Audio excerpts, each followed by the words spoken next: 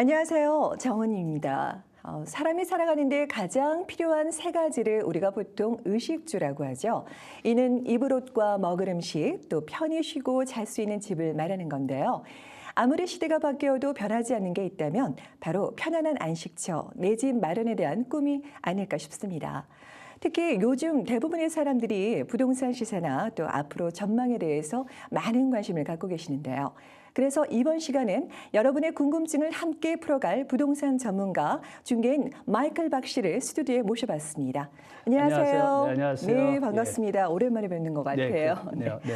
요즘 사실 저희가 TV나 라디오뿐만이 아니라 무슨 각종 미디어를 통해서 연일 보도되고 있는 게 부동산 얘기가 아닐까 싶어요. 네. 혹자들은 부동산 거품이다. 또 어떤 사람들은 때 아닌 호황을 누리고 있다 말들이 많은데요. 정확하게 요즘 캐나다 부동산 시세라든지 그 동향은 좀 어떤가요? 예.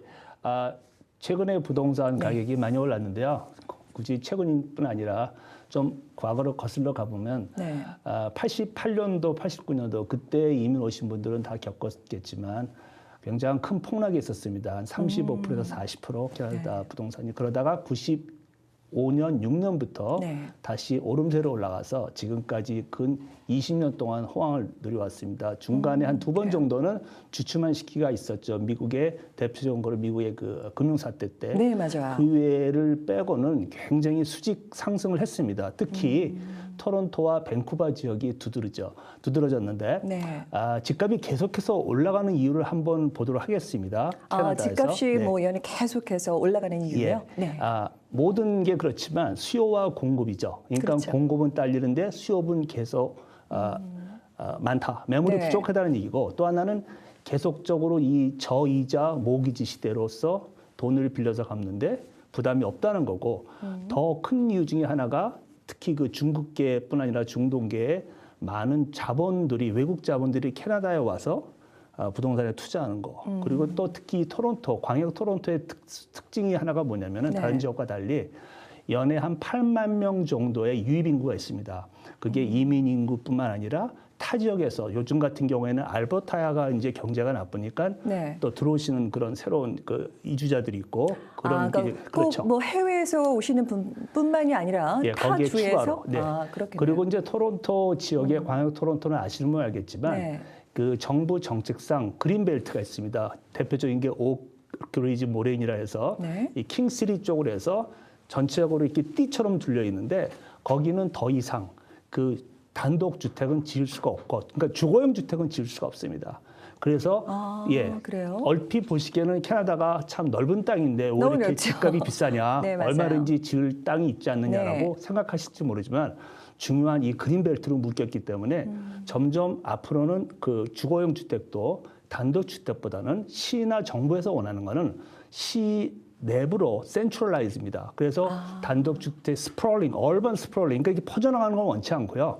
다운타운을 중심으로 해서 점점 콘도 같이 이렇게 밀집된, 그러니까 밀도가 높은 주거로 원하기 때문에 집값이 그 주거용 주택, 특히 하우스가 더 집값이 많이 올라가는 그런 사태가 이제 나고 있죠. 그러니까 결국에는 저희가 알고 있는 독채, 하우스를 더 이상 이 다운타운 지역이라든지 그 외곽 지역 그 주변에는 지을 수가 없다라는 그런 말씀이 되겠네요. 개발이 제한이 되니까. 예, 그래서 이제 그 두드러지게 나는 현상 중에 하나가 여기서 단 2시간만 차로 몰고 나가도 집값이 이 시내 쪽하고는 굉장히 많은 차이가 있습니다. 많죠. 그러니까 많은 분들은 아니 집을 짓는데 들어가는 건축비나 이런 건 비슷할 텐데 왜 이렇게 집값이 몇 배씩 차이가 나느냐는 이유가 일단 그동안에 토론토 시에서 소위 그 대중교통, 인프라나 이런 대중교통이나 하우웨이를 지난 몇십 년 동안 새로 건설한 게 거의 전무합니다. 그래서 사람들이 이제 너무나 많은 교통 체증 이런 것 때문에 외곽에, 그러니까 사람들은 내가 집을 사기 위해서는 최소한 주택을 살려면, 하우스를 살려면은 1시간, 2시간 나가서 이 교통 체증을 감안하고 주택을 살 것이냐, 아니면은 좀 내가 좁더라도 크게 원치는 않지만 다운타운에 들어와서 편한데 콘도를 살 거냐로 선택이 좁아질 수밖에 없습니다. 그래서 캐나다는 크게 아주 완연하게 보통 네. 우리가 그 통계를 보시면은 캐나다 집값이 작년에 비해서 몇 % 올랐다. 이거는 네. 굉장히 숫자적으로 많이 나오죠. 그렇게 별로 네. 정확한 그 정보가 아니고 좀 그래요? 구분을 지셔야 됩니다. 그러니까 유가 하락으로 집값이 많이 타락했던 이 캘가리, 알버타 지역과 그 주변의 서스카체완 주변은 굉장히 집값이 지금 굉장히 경제가 침체돼 있고 그리고 가격도 떨어져 있고 네. 집이 안 팔리는 상태이고 네. 대신 반면으로 또 극대와 이렇게 완전히 반대쪽에 있는 밴쿠버와 토론토는 집값이 너무 빨리 올라가고 너무 큰 폭으로 올라갔기 때문에 많은 분들이 이제 우려를 하고 있죠. 네, 그리고 맞아요. 나머지 이제 세 번째로 그 두 지역을 제외한 나머지 지역을 이제 들 수가 네. 있겠습니다. 네. 그러니까 결국에는 뭐 밴쿠버나 토론토로 집값이 계속 상승하고 있고요. 집중되고 있고 그 외 지역은 뭐 평균적으로 또 말씀하신 알버타 지역은 예년에 비해서 아주 큰 폭으로 하락이 됐다라는 그런 말씀인가요? 예, 큰 폭으로 가격 하락까지는 이어지지 않았는데 네. 이미 매매량은 굉장히 많이 떨어져 가지고 앞으로도 계속해서 결국은 캐나다에 그 굉장히 의존하고 있는 캐나다 경제하고 의존 있는 이 네. 자원자재 쪽 유가가 회복을 빨리 안 하는 이상 네. 계속 거기에 그 경제 침체나 부동산 시장의 침체는 계속될 거라고 보고 있습니다. 네. 그래서 얼마 전에 그 나온 이제 매뉴라이프 파이낸셜이라는 회사에서 이제 주민들을 대상으로 사람들 네. 대상으로 앙케이트를 했어요. 설문조사요? 설문조사였는데 네. 좀 재밌는 거는 이미 많은 사람들이 그 집에 대해서 투자로서의 매력을 느끼지 못한다는 얘기입니다. 그래요? 너무 많이 올랐다는 거죠. 근데 지금 집을 사면은 과연 내가 나중에 팔 때 그 집값이 떨어지지 않을까 하는 우려가 있는 거고 네. 그리고 중요한 거는 사람들이 이제 그 개인 소득 대비해서 그 집을 살 수 있는 여력, 그러니까 이제 소위 이제 affordability라는데 네. 그 지수가 굉장히 사상 최대로 하락을 했습니다. 그러니까 정상적으로 임금은 올라가지 않는 데 비해서 그 집값은 무지하게 많이 올랐다는 얘기죠. 그래서 네, affordability가 굉장히 나빠졌는데도 그 지속이 되는 이유가 당장은 이자율이 싸기 때문에 모기지 이자율이 싸기 때문에 유지가 되는 거고요. 그러다 보니까 네. 이제는 그 캐나다 정부나 온타리오 정부나 정부 차원에서 뭔가 이거를 좀 슬로우다운을 시키겠다는 그 필요성을 느끼고 여론의 어떤 프레셔를 받는 겁니다. 그래서 네. 최근에 이제 매뉴라이프 아니고 이제 그 CMHC라는 정부 모기지 네. 그 기관이 모르겠어요. 있습니다. 네. 거기서 무엇을 조사하려고 그러냐면은 과연 지금 캐나다에 지속되고 있는 이 부동산 폭등 네. 이것이 과연 순전히 국내인이 아닌 외국 자본이 얼마나 영향을 미치고 있는가라는 거를 조사를 하려고 그러는데 이 네. 조사조차가 쉽지가 않죠. 그렇죠. 조사를 해서 정확한 데이터가 나와야만 거기에 근거해서 어떤 정부 차원에서 좀 제재를 하려고 할 겁니다. 그렇지만 네. 중요한 거는 정부는 또 이걸 잘하고 있습니다. 그 전체 캐나다 정부에서 부동산이 차지하고 있는 연관된 그 여러 가지 그 거기에 대한 고용인들도 있고 네, 그렇죠. 건축업자, 뭐 개발업자, 뭐 저희 같은 부동산 중개인 네. 많이 있을 거 아닙니까? 네, 맞아요. 그 사람들이 전체 캐나다 경제에서 차지하고 있는 비중이 최소한 3분의 1 정도가 된다고 보고 있습니다. 어마어마하네요. 그러니까 부동산 시장을 죽일 수는 없고 그렇죠. 쉽게 얘기해서 네. 그렇지만 이대로 놔두다가는 나중에 혹시라도 원치 않은 폭락 사태가 있을 때 더 큰 경제적인 위험이 있을 수도 있고 그렇죠. 또 더더군다나 캐나다에서 태어나서 여기 원래 캐나다 국민들이 네. 집을 사기가 어려워졌다는 거기 때문에 정부로서는 굉장히 거기에 대해서 압력을 받고 있죠. 그래서 네. 뭔가 만약에 시장이 계속해서 급속도로 올라간다면은 정부에서 뭔가 액션을 취하지 않을까. 그래서 조금씩 지금 하고 있긴 합니다. 네. 앞으로 여러 가지 견해들이 있지만 그래도 집값이 오를 것이라고 전망할 수 있는 그런 이유가 있다면 어떤 게 있을까요? 그렇습니다. 네. 모든 경제 상태가 지나고 난 다음에 주식도 그렇고 부동산도 그렇고 지나고 난 다음에 분석은 너무나 기가 막히게 잘합니다. 그렇죠. 지나고 우리 나서는. 인생이 그렇듯이 네. 단 한 치 앞도 내다볼 수 없는데 네, 진짜 맞아요. 부동산에 대해서도 과연 1년 후나 뭐 몇 년 후에 어느 정도의 가격이 될 것이다. 네. 이거를 예측한다는 것 자체가 너무나 어렵고 불가능하다고 생각합니다. 소위 부동산에 뭐 박사학위를 몇 개 있어도 그는 네. 가능하지 않다고 보고요. 만약에 네. 그런 사람이 있다면은 자기가 그냥 이렇게 자기 신조대로 그냥 뭐 주장을 한다든지 그래서 우연히 맞췄다고 볼 수 있는 건데요. 네. 그 이유는 부동산이 그냥 순전히 많은 사람들이 생각하는 것처럼 이자율의 향방에 따라서 결정되는 게 아니고 물론 중요한 거지만 요소지만 그 외에도 여러 가지 다른 외부적인 요소가 있을 수 있습니다. 예를 들면 예를 들어서 네. 어떤 세계의 뭐 경제 혼란이 온다든지 그렇죠? 그리고 네. 그 달러와의 지금 우리 캐나다 달러가 최근에 막 떨어졌다가 다시 올라오고 있잖아요. 네. 그래서 캐나다 달러가 많이 내려갔을 때는 외국 자본들한테는 갑자기 이게 더 매력적인 투자로서 보일 수 있는 거죠. 그쵸. 네.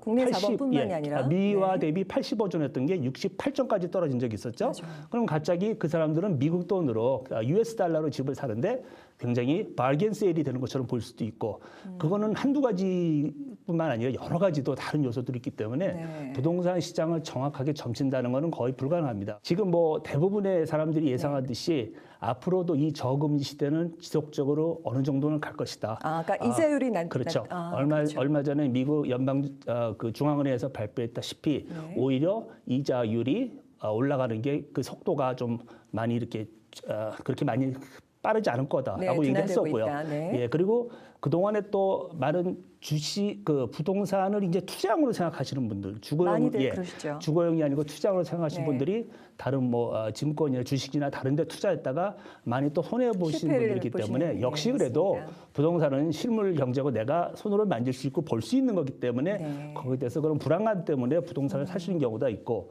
또 하나는 지난 20년, 30년 동안에 이 광역 토론토에서는 콘도는 많이 지었는데 임대용 아파트는 거의 지은 게 없습니다. 빌더들이 콘도를 짓는 게 더 수지가 맞는 장사죠. 쉽게 얘기해서. 그렇죠, 예. 결국에. 임대 아파트를 판매를. 지어서는 네. 이 수지 타산이 안 맞기 때문에 거의 20, 30년 동안 그 렌트용 아파트가 없기 때문에 아주 오래된 아파트 말고는 그러다 네. 보니까 많은 분들이 콘도를 사셔서 그 세를 놓는 그 임대형 아파트를 대신하는 거로 자리 잡게 되었고요. 그리고 계속해도 캐나다는 뭐 중국이나 중동계뿐만 아니라 많은 외국에서 자기네 자본을 가져와서 그 부동산을 산다. 그러니까 자본을 와줘서 묻어두는 어떤 장소로서 굉장히 희망적인 정치적으로 안정돼 있고 어떤 큰 그 유동성이 적은 그런 경제로 보기 때문에 네. 자본이 계속돼서 유입될 것이고 네. 또 앞서 말씀드렸다시피 이 그린벨트를 묵혀있기 때문에 네. 집이 지을 수 있는 게 한정돼 있다는 게 그게 또 제한이 있습니다. 그래서 그런 여러 이유 때문에 이제 집값이 계속 오를 거라고 보는 사람들의 그 이유가 이런 것들이 있겠죠. 네. 네. 제가 좀 주변 분들한테 가끔 듣는 얘기이기도 한데요. 사실 말씀하신 것처럼 국내 자본뿐만이 아니고 여기에 거주하시는 분만이 아니라 외국에 계시는 분들, 거주하시는 분들, 그러니까 캐나다 시민이 아님에도 불구하고 과연 캐나다에 있는 집을 살 수 있나 그런 의문을 갖고 계신 분들이 많아요. 네. 그러니까 그분들한테도 결국엔 캐나다 부동산 시장은 개방이 되어 있는 그렇죠. 건가요? 집을 살 때는 대체적으로 뭐 아주 심플하게 말씀드리면은 외국인이라고 사는 데는 제한이 없습니다. 네. 과거에는 법으로 어떤 농장이나 이런 걸 살 때 제한이 있었는데 그게 거의 완화돼서 거의 없고요. 그래요? 단지 네. 집을 사실 때 여기서 국내인이 아니면은 그러니까 비거주자죠. 네, 그렇죠. 어떤 영주권이나 시민권에 대한 기준이 아니고 거주자, 비거주자로 나누셔야 됩니다. 다시 그럼 말해서 무슨 차이가 있는 거주자는 거죠? CRA 세무서에 텍스 파일링을 하고 여기서 거주하면서 비록 영주권은 아직 습득 못했지만 그런 분은 거주자가 되시는 겁니다. 그러면 결국에는 말씀 중에 죄송하지만은 뭐 워킹 비자가 있어서 예. 네, 일하시는 분이라든지 그러니까 예. 세금을 내시는 분이라면은 가능하다는 그렇죠. 얘기예요. 워킹 비자 보통 이제 네네. 소셜 유스 넘버 9번으로 시작하는 분들이 네네. 많은데 그런 분들은 아직 영주권을 획득 못했지만 여기서 풀타임 잡을 갖고 텍스 파일링 매년 4월 말까지 텍스 파일링을 네. 하시고 그러시면 그분은 거주자로 하기 때문에 거의 여기 시민권이나 영주권자에 관계없이 네. 반대로 시민권을 가지고 있어서 한국에 가셔서 직장을 얻었고 5년 동안 일을 하시면 갑자기 그분은 비거주자가 되는 거죠. 그 차이가 분명합니다. 그러니까 거기서 혼동하시면 안 되겠고 네. 그렇게 될 경우에 거주자가 아닌 경우에는 제일 어려운 게 네. 모기지 얻기가 어렵습니다. 은행에서는 모기지를 주는데 좀 그렇겠네요. 주춤하게 되고 네. 그 이후에는 큰 차이가 없는데 단지 팔 때는 다릅니다. 팔 때도 거주자가 아니고 비거주자가 있을 네. 때는 거주자가 얻는 세금 혜택을 받지 못하실 수가 있습니다.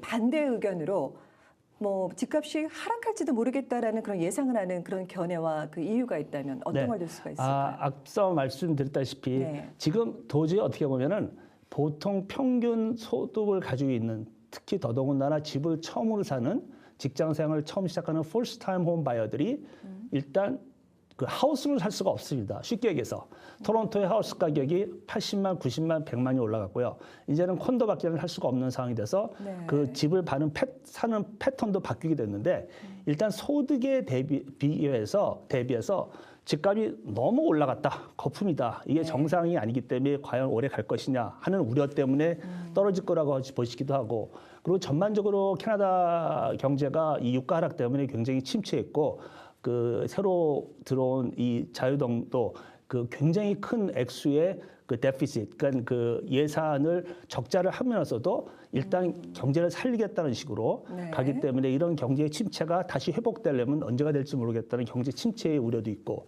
그리고 지금 계속 이자율이 굉장히 저이자 모기지를 얻을 수 있지만 네, 맞아요. 과연 이게 계속 될 것이냐 이런 게 이제 우려가 있고 요즘 최근에 나온 거 중에 하나가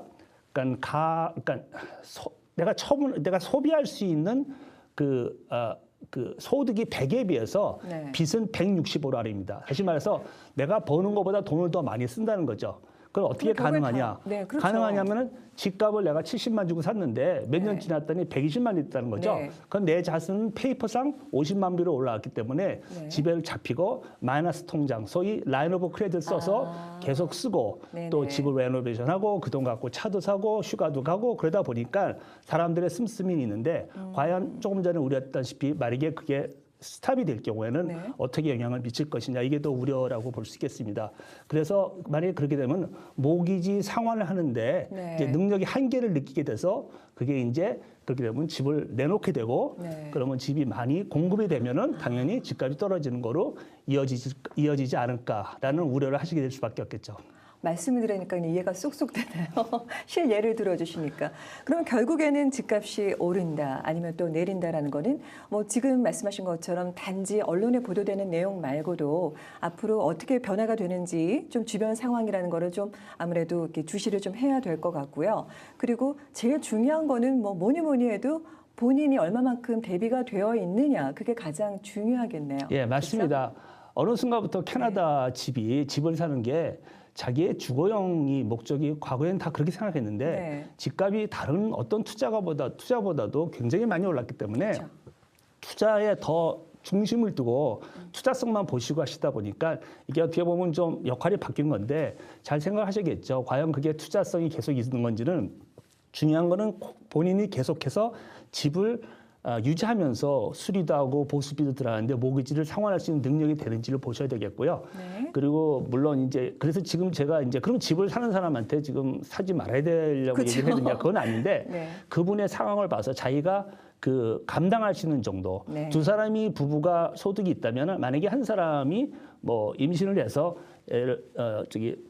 중단하게 된다. 일을 네, 중단하게 뭐 될 때 육아휴직을 한다든지. 그래도 감당할 수 있는지 네. 지금 2.5%의 모기지를 내고 있는데 이게 만약에 3% 됐을 때도 감당할 수 있는지 이런 어느 정도의 그 여분적인 걸 좀 가지고 가셔서 혹시라도 그런 상황이 됐을 때 내가 집을 꼭 급하게 팔지 않아도 될 상황이 네. 되는 분들이 사는 게 맞고요. 네. 주택은 제가 보기에는 사고 팔 때 중개비도 줘야 되고 이사 비용도 들고 또 집 팔기 위해서 그렇죠. 수리도 해야 되기 때문에 네. 추가로 생각보다 비용이 많이 들죠. 네. 그래서 그것도 감안하셔가지고 최소한 제가 집을 사시는 분들한테는 아까 말씀드렸던 그런 여력을 먼저 검토해 보시라고 하고 그리고 최소한 5년 내지 7년 정도는 내가 이사갈 계획이 없으신 분 이런 분들한테 집을 사시라고 말씀드립니다. 지금 집을 파셔야 될 분들은 네. 어떤 분이시냐면은 집값이 많이 올랐습니다. 네. 그러면 어떤 분들은 문의가 오죠. 내가 지금 집을 팔고 다른 집으로 이사를 옮겨가서 차익을 좀 챙기겠다 하시는 분인데 그게 지금 많은 분들이 었습니다. 내 집이